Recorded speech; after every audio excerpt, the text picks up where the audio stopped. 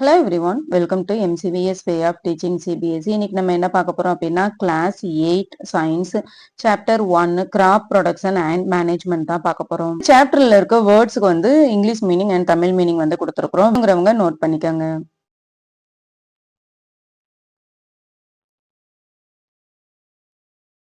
Pageli and Pujo went to their uncle's house during the summer vacation. Their uncle is a farmer.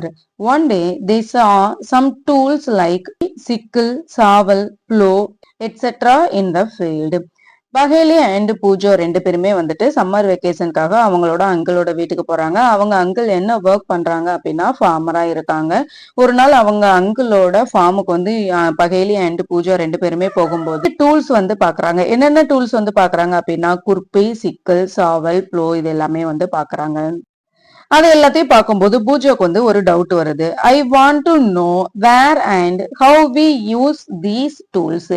பூஜை வந்து என்ன கேக்குறாங்க அப்படின்னா இந்த டூல்ஸ் எல்லாத்தையுமே எந்த இடத்துல யூஸ் பண்ணுவோம்னு தெரிஞ்சுக்கணும்னு நினைக்கிறான். You have learned that all living organisms require food. Plants can make their food themselves. Can you recall how green plants synthesize their own food? Animals, including humans, cannot make their own food. So, where do animals get their food from? நமக்கு தெரியும் எல்லா living ஆர்கானிஸுக்குமே food வந்து ரொம்ப important role வந்து play பண்ணுதுன்னு சொன்னோம். அப்படி அந்த ஃபுட் வந்து எங்கெல்லாம் இருந்தெல்லாம் கிடைக்குது. இப்போ பிளான்ட்ஸ்ன்னு எடுத்துட்டோம் அப்படின்னா பிளான்ட்ஸுக்கு ஃபுட் எங்க இருந்து கிடைக்குது? பிளான்ட்ஸ் வந்து அதுக்கு தேவையான ஃபுட்டை அதுவே ப்ரிப்பேர் பண்ணிக்கிறது. எப்படி ப்ரிப்பேர் பண்ணுது? போட்டோசிந்தசிஸ் மூலமா ப்ரிப்பேர் பண்ணுது. இப்போ பிளான்ட்ஸ் வந்து போட்டோசிந்தசிஸ் பண்ணணும் அப்படின்னா அது எப்படி பண்ணோம், அந்த ப்ராசஸ் என்ன அப்படிங்கறத நம்ம போன லெசன்ஸ்லயே பார்த்திருக்கோம். போட்டோசிந்தசிஸ் எப்படி பண்ணும்? பிளான்ட்ஸ் வந்து லீஃப் மூலமா தான் போட்டோசிந்தசிஸ் பண்ணும். அந்த லீஃப் தான் வந்துட்டு அந்த பிளான்ட்ஸ்க்கு தேவையான ஃபுட் எல்லாத்தையுமே ப்ரிப்பேர் பண்ணும். எதெல்லாம் வச்சு ப்ரிப்பேர் பண்ணும் அப்படின்னா சன்லைட், வாட்டர், ஏர், குளோரோஃபில் இது எல்லாத்தையும் வச்சுதான் அந்த லீஃப் வந்து ஃபுட் வந்து ப்ரிப்பேர் பண்ணும். இப்ப அனிமல்ஸ் அண்ட் ஹியூமன்ஸ் ரெண்டு பேருமே அவங்களுக்கு தேவையான ஃபுட் வந்து பிளான்ட்ஸ் கிட்ட இருந்தும் எடுத்துக்கும், அதே மாதிரி அனிமல்ஸ் கிட்ட இருந்தும் எடுத்துக்கும். But first of all why do we have to eat food? ஆனா எதுக்காக நம்ம வந்து ஃபுட் வந்து சாப்பிடணும்? You already know that energy from the food is utilized by organism for carrying out various body functions such as digestion, respiration and excretion. We get our food from plants or animals or both. நமக்கு ஏற்கனவே தெரியும் நம்ம பாடிக்கு தேவையான energy எல்லாமே நம்ம சாப்பிடுற ஃபுட்ல இருந்து தான் கிடைக்குதுன்னு நமக்கு தெரியும். நம்ம ஃபுட் வந்து எடுத்துக்கிட்டோம்னா தான் நம்ம பாடியில இருக்கிற எல்லா பார்ட்ஸுமே அதோட வேலையை அது வந்து கரெக்டா பண்ண முடியும். ஃபார் எக்ஸாம்பிள் நம்ம ஃபுட் வந்து கரெக்டா எடுத்தா மட்டும்தான் டைஜஷன் பார்ட் வந்து ஒர்க் ஆகும். அதே மாதிரி ரெஸ்பிரேஷன், எக்ஸ்கிரேஷன் இது எல்லாமே ஒர்க் ஆகணும் அப்படின்னா நம்ம வந்து ஃபுட் வந்து எடுத்துக்கணும். ஹியூமன்ஸ் வந்து அவங்களுக்கு தேவையான ஃபுட் எதுல இருந்து எடுத்துப்பாங்க அப்படின்னா பிளான்ஸ்ல இருந்து எடுத்துப்பாங்க, சம்டைம்ஸ் அனிமல்ஸ்ல இருந்து எடுத்துப்பாங்க, சம்டைம்ஸ் பிளான்ஸ் அண்ட் அனிமல்ஸ் ரெண்டுட்ட இருந்துமே எடுத்துப்பாங்க. இப்ப பூஜோக்கு திரும்பவும் ஒரு டவுட் வருது. Since we all need food, how can we provide food to large number of people in our country? இப்ப நமக்கு தெரிஞ்சிருச்சு எல்லாருக்குமே ஃபுட் வந்து ரொம்ப இம்பார்ட்டன்ட் அப்படின்னு தெரிஞ்சிருச்சு. ஆனா நம்மளோட கண்ட்ரின்னு எடுத்துட்டோம் அப்படின்னா நிறைய நம்பர் ஆஃப் பீப்புள் வந்து இருப்பாங்க. இவங்க எல்லாருக்கும் தேவையான ஃபுட் வந்து எப்படி கரெக்டா கிடைக்குது அப்படின்னு சொல்லி பூஜோக்கு வந்து ஒரு doubt. Food has to be produced on a large scale. அப்ப என்ன செய்வாங்க? ஃபுட் வந்து ரொம்ப பெரிய ஏரியால வந்து ப்ரொடியூஸ் பண்ணுவாங்க. In order to provide food for a large population, ஒரு கண்ட்ரி இருக்கு, அந்த கண்ட்ரில வந்து நிறைய பாப்புலேஷன் இருக்கு அப்படின்னா அவங்க என்ன பண்ணுவாங்க அப்படின்னா regular production, proper management and distribution is necessary. இப்ப அந்த கண்ட்ரில அவங்க எதை வந்து ப்ராப்பரா மேனேஜ் பண்ணணும் அப்படின்னா ப்ரொடக்ஷன் வந்து ரெகுலரா இருக்கான்னு சொல்லி பார்க்கணும். அதே மாதிரி ப்ரொடக்ஷன் பண்ணதை எப்படி மேனேஜ் பண்றதுன்னு தெரியணும். அதே மாதிரி அவங்க ப்ரொடக்ஷன் பண்ணதை வந்து எப்படி வந்து டிஸ்ட்ரிபியூட் பண்ணணும் அப்படிங்கறதையும் அவங்க வந்து கரெக்டா மேனேஜ் பண்ணாங்க அப்படின்னா லார்ஜ் பாப்புலேஷனுக்கும் கரெக்டா ஃபுட் வந்து சேர்ற மாதிரி பண்ண முடியும். Agricultural practices 10,000 BCE people were nomadic. They were wandering in groups from place to place in search of food and shelter. They ate raw fruits and vegetables and started hunting animals for food. Later they could cultivate land and produce rice, wheat and other food crops. Thus was born agriculture. இப்போ வந்து 10,000 BCE. BCE னா என்னன்னா before common எரான்னு சொல்லுவோம். எதை வந்து நம்ம before common எரான்னு சொல்லுவோம். இப்போ நம்ம வந்து யூஸ் பண்ணிட்டு இருக்க இயர்ஸ் எல்லாமே வந்துட்டு ஜீசஸ் கிறிஸ்ட வந்து பேஸ் பண்ணி தான் நம்ம வந்து இயர்ஸ் எல்லாமே கால்குலேட் பண்றோம். இதுல வந்து நம்ம ரெண்டு டைப் ஆஃப் இயர்ஸ் வந்து சொல்லுவோம். ஒன்னு வந்து CA காமன் எரா, இன்னொன்னு வந்து BCA பிஃபோர் காமன் எரா. CA அப்படிங்கிறது என்ன அப்படின்னா இப்ப நம்ம யூஸ் பண்ணிட்டு இருக்க இயர். காமன் எரா வந்து ஜீசஸ் கிறிஸ்து பிறந்ததுக்கு அப்புறம் நம்ம கால்குலேட் பண்ற இயர்ஸ். இப்ப இதே இது BCE அப்படின்னா ஜீசஸ் கிறிஸ்து பிறக்கிறதுக்கு முன்னாடி உள்ள இயர்ஸ் எல்லாத்தையுமே நம்ம BCE பிஃபோர் காமன் எரான்னு சொல்லுவாங்க. பிஃபோர் காமன் எரா ஜீசஸ் கிறிஸ்து பிறக்கிறதுக்கு 10,000 இயர்ஸ்க்கு முன்னாடி வந்து பீப்புள் எப்படி இருந்தாங்க அப்படின்னா நொமேடிக்கா இருந்தாங்க. நொமேடிக்னா என்ன அப்படின்னா பீப்புள் வந்து ஒரு பிளேஸ்ல இருந்து இன்னொரு பிளேஸ்க்கு வந்து மூவ் பண்ணிட்டே இருப்பாங்க. ஒரே இடத்துல வந்து அவங்க செட்டில் ஆகவே இல்லை. அந்த மாதிரி மூவ் பண்றதுதான் நம்ம நொமேடிக்னு சொல்லுவோம். இந்த மாதிரி பிளேஸ் டு பிளேஸ் வந்து அவங்க எதுக்காக மூவ் பண்ணிட்டே இருந்தாங்க அப்படின்னா அவங்களுக்கு தேவையான ஃபுட் அண்ட் ஷெல்டர் கிடைக்கிற வரைக்கும் அவங்க மூவ் பண்ணிட்டே இருந்தாங்க. அந்த டைம்ல அவங்க என்ன சாப்பிட்டாங்க அப்படின்னா ரா ஃப்ரூட்ஸ் அண்ட் வெஜிடபிள்ஸ் தான் சாப்பிட்டாங்க. அதுக்கப்புறம் நாட்கள் போக போக அவங்க அனிமல்ஸை ஹண்ட் பண்ணாங்க. இன்னும் நாட்கள் போக போக கல்டிவேட் பண்ண ஆரம்பிச்சாங்க. லேண்ட் வந்து ரெடி பண்ணி அந்த லேண்ட்ல வந்து ரைஸ், வீட், ஃபுட் கிராப்ஸ் இது எல்லாமே அவங்களே ப்ரொடியூஸ் பண்ண ஆரம்பிச்சாங்க. அக்ரிகல்ச்சர் வந்து இந்த மாதிரி தான் ஸ்டெப் பை ஸ்டெப்பா வந்து பார்ன் ஆச்சு. When plants of the same kind are cultivated at one place on a large scale, it is called a crop. For example, crop of wheat means that all the plants grown in a field are that of wheat. இப்ப நம்ம கிராப்னு என்ன சொல்லுவோம் அப்படின்னா இப்போ ஒரு large area இருக்கு அப்படின்னா அந்த லார்ஜ் ஏரியா ஃபுல்லாவே நம்ம ஒரே ஒரு கிரெயின்ஸை மட்டும் நம்ம ப்ரொடியூஸ் பண்ணோம் அப்படின்னா அதை தான் நம்ம கிராப்னு சொல்லுவோம். ஃபார் எக்ஸாம்பிள் இப்போ ஒரு பெரிய வயல் பெரிய ஃபீல்டு வந்து இருக்கு அப்படின்னா அந்த ஃபீல்ட்ல வந்து வீட்டு மட்டும் நம்ம க்ரோ பண்ணோம் அப்படின்னா அதை தான் நம்ம கிராப்னு சொல்லுவோம். You already know that crops are of different types like cereals, vegetables and fruits. These can be classified on the basis of the season in which they grow. Cereals நம்ம எதை சொல்லுவோம் அப்படின்னா கிரைன்ஸ் எல்லாத்தையுமே தான் நம்ம cerealsனு சொல்லுவோம். இப்ப நமக்கு தெரியும் கிராப்ஸ் அப்படிங்கிறது ஒரே ஒரு டைப்பா மட்டும் இருக்காது, நிறைய டைப்ல வந்து இருக்கும். ஃபார் எக்ஸாம்பிள் அது cerealsஆ இருக்கலாம், வெஜிடபிள்ஸா இருக்கலாம், ஃப்ரூட்ஸா இருக்கலாம். இது எல்லாமே எந்தெந்த சீசன்ல வந்து க்ரோ ஆகும் அப்படிங்கறத பத்தியும் நம்ம அடுத்தடுத்து பார்ப்போம். India is a vast country. The climatic condition like temperature, humidity and rainfall vary from one region to another. Accordingly, there is a rich variety of crops grown in different parts of the country. Despite this diversity, two broad cropping patterns can be identified. These are Kharif crops and Rabi crops. India வந்து எப்படிப்பட்ட country அப்படின்னா ரொம்ப பெரிய கண்ட்ரின்னு. அதே மாதிரி climatic கண்டிஷனை பொறுத்த வரைக்கும் இந்தியாவில வந்து டெம்பரேச்சர், ஹியூமிடிட்டி, ரெயின்ஃபால் இது எல்லாமே ஒரு ரீஜன்ல இருந்து இன்னொரு ரீஜன் வந்து டிஃபர் ஆயிட்டே தான் இருக்கும். அதே மாதிரி நிறைய வெரைட்டி ஆஃப் கிராப்ஸும் வந்து இந்தியால வந்து ஒரு ஒரு சீசனுக்கு ஏத்த மாதிரி நம்ம ப்ரொடியூஸ் பண்ணிட்டே தான் இருப்போம். மாதிரி சீசனுக்கு ஏத்த மாதிரி ப்ரொடியூஸ் பண்றதை நம்ம வந்து 2 டைப்ல வந்து ஸ்பிளிட் பண்றோம். அது என்ன டைப் அப்படின்னா ஒன்னு வந்து கரீஃப் கிராப்ஸ்ன்னு சொல்லுவோம், இன்னொன்னு வந்து ரபி கிராப்ஸ்ன்னு சொல்லுவோம். கரீஃப் கிராப்ஸ்ன்னு எதை சொல்லுவோம் அப்படின்னா the crops which are sown in the rainy season are called kharif crops. The rainy season in India is generally from June to September. Paddy, maize, soybean, groundnut and cotton are kharif crops. Kharif crops நம்ம எதை சொல்லுவோம் அப்படின்னா rainy சீசன்ல grow பண்ற எல்லா கிராப்ஸையுமே நம்ம கரீஃப் கிராப்ஸ்ன்னு சொல்லுவோம். இப்ப இந்தியாவை பொறுத்த வரைக்கும் எந்த டைம்ல வந்து கரீஃப் கிராப்ஸ் இருக்கும் அப்படின்னா ஜூன் டு செப்டம்பர் வரைக்கும் இந்த கரீஃப் கிராப்ஸ் வந்து க்ரோ பண்ணுவோம். எதெல்லாம் நம்ம கரீஃப் கிராப்ஸ்ன்னு சொல்லுவோம் அப்படின்னா paddy, maize, soybean, groundnut, cotton kharif கிராப்ஸ்ன்னு சொல்லுவோம். Rabi crops. The crops grown in the winter season, October to March, are called Rabi crops. Examples of Rabi crops are wheat, gram, pea, mustard and linseed. Rabi crops எதை சொல்லுவோம் அப்படின்னா winter சீசன்ல grow ஆகுற எல்லாத்தையுமே நம்ம ரபி கிராப்ஸ்னு சொல்லுவோம். அது எந்த டைம்ல இருக்கும் அப்படின்னா அக்டோபர் டு மார்ச் வந்து இருக்கும். எக்ஸாம்பிளா நம்ம எதை சொல்லலாம் அப்படின்னா வீட், கிராம், பீ, மஸ்டர்ட், லின்சீட் இது எல்லாமே ரபி கிராப்ஸுக்கு எக்ஸாம்பிளா சொல்லலாம். Beside these pulse and vegetables are grown during summer. Many places. இது மட்டும் இல்லாம சம்மர் டைம்லயும் நிறைய பல்சஸ் அண்ட் வெஜிடபிள்ஸ் வந்து இந்தியால நிறைய பார்ட்ல வந்து க்ரோ பண்ணிட்டே தான் இருக்காங்க. பேசிக் பிராக்டிஸ் ஆஃப் கிராப் ப்ரொடக்ஷன். பூஜோக்கு திரும்பவும் ஒரு டவுட் வருது. why paddy cannot be grown in winter season? ஏன் பேடினா என்னன்னா நெல் ரைஸை தான் நம்ம பேடின்னு சொல்லுவோம். ஏன் ரைஸ் வந்து நம்ம விண்டர் சீசன்ல வந்து க்ரோ பண்ண முடியாது? paddy requires a lot of water, therefore it is grown only in the rainy season. Bedi grow ஆகுறதுக்கு நிறைய வாட்டர் வந்து தேவைப்படும். அதனாலதான் பேடி வந்து ரெய்னி சீசன்ல மட்டும்தான் க்ரோ ஆகும். Cultivation of crops involves several activities undertaken by farmers over a period of time.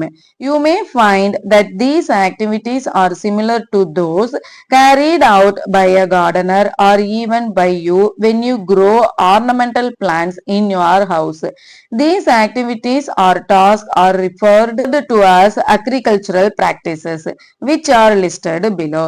Preparation of soil, sowing, adding manure and fertilizer, irrigation, protecting from weeds, harvesting, storage.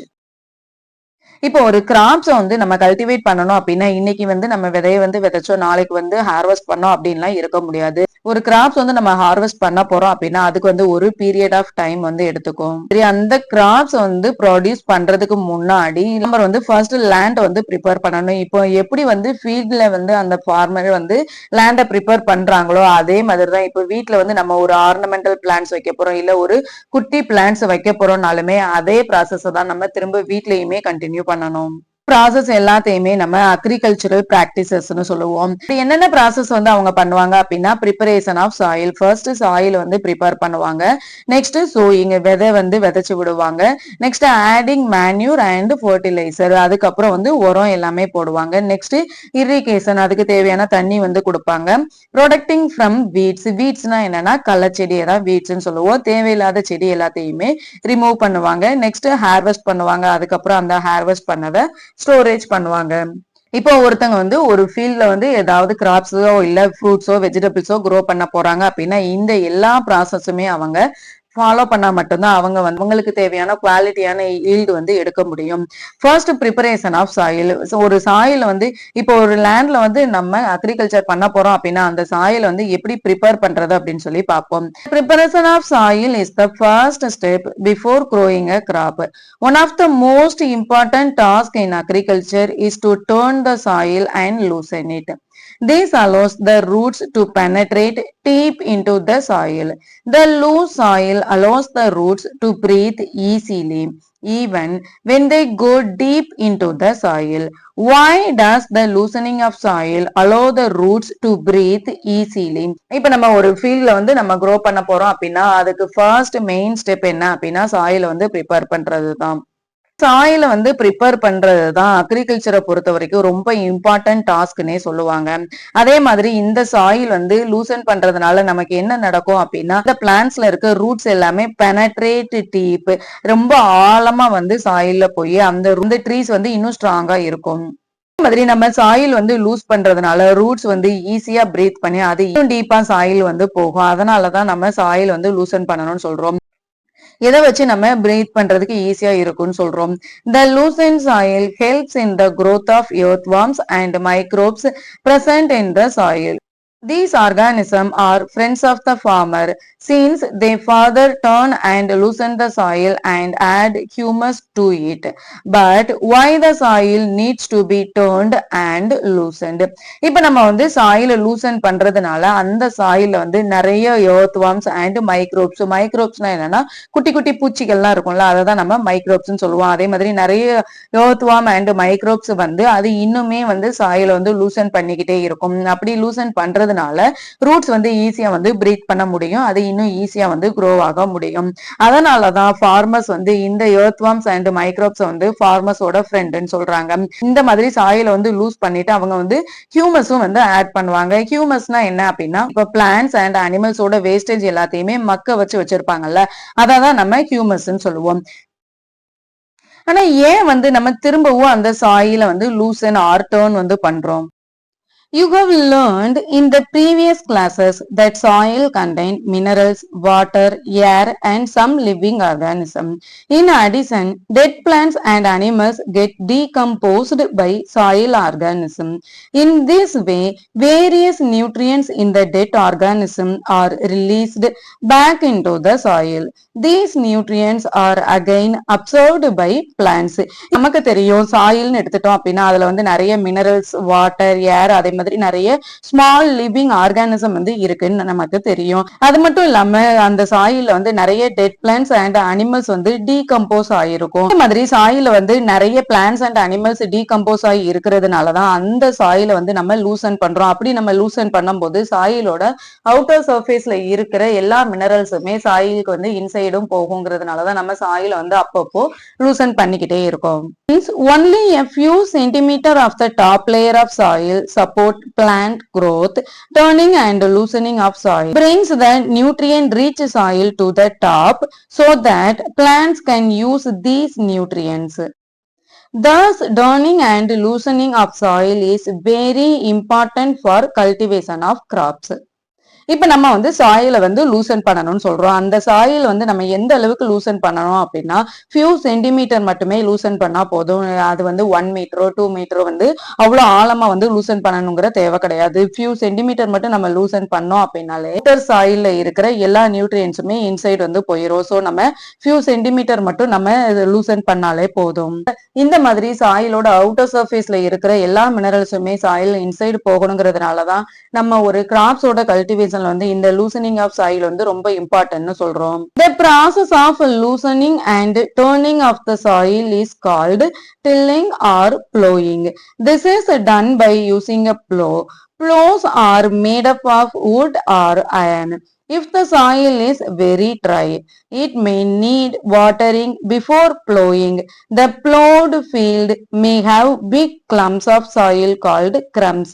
It is necessary to break these crumbs. Leveling the field is beneficial for sowing as well as for irrigation. Leveling of soil is done with the help of a leveler. இப்ப நம்ம இந்த மாதிரி சாயில வந்து turning R loosening பண்ற process வந்து நம்ம tilling R ப்ளோயிங்னு சொல்லுவோம். இந்த ப்ளோயிங் பண்றதுக்கு எந்த டூல்ஸ் வந்து யூஸ் பண்ணுவாங்க அப்படின்னா ப்ளோ அப்படிங்கிற டூல்ஸ் வந்து யூஸ் பண்ணுவாங்க. இந்த டூல்ஸ் வந்து எதால மேக் பண்ணிருப்பாங்க அப்படின்னா வுட் ஆர் அயனால வந்து மேக் பண்ணிருப்பாங்க. இது வந்து சப்போஸ் சாயில் வந்து ரொம்ப ட்ரையா இருந்தது அப்படின்னா அந்த சாயில் வந்து நம்ம வாட்டர் ஆட் பண்ணிட்டு அதுக்கப்புறம் தான் நம்ம ப்ளோ பண்ணுவோம். நம்ம ப்ளோ பண்ணும்போது உழுது விடும்போது பெரிய பெரிய கட்டியா இருக்கும்ல, அது எல்லாத்தையுமே நம்ம கிரம்ஸ்ன்னு சொல்லுவோம். சப்போஸ் நம்ம போது பிக் கிளம்ஸ் இருந்தது அப்படின்னா அந்த கிளம்ஸ் எல்லாத்தையுமே நம்ம பிரேக் பண்ணி விடணும். அதுக்கப்புறம் சாயில வந்து லெவலிங் பண்ணணும். லெவலிங் வந்து எப்படி பண்ணுவோம் அப்படின்னா லெவலர் வச்சு பண்ணுவோம். அதுக்கப்புறம் தான் சீடை வந்து சோ பண்ணி இரிகேஷன் பண்ணுவோம். இரிகேஷன்னா என்னன்னா செடிக்கு தண்ணி விடுறதுதான் நம்ம இரிகேஷன் சொல்லுவோம். Sometimes manure is added to the soil before tilling. This helps in proper mixing of manure with soil.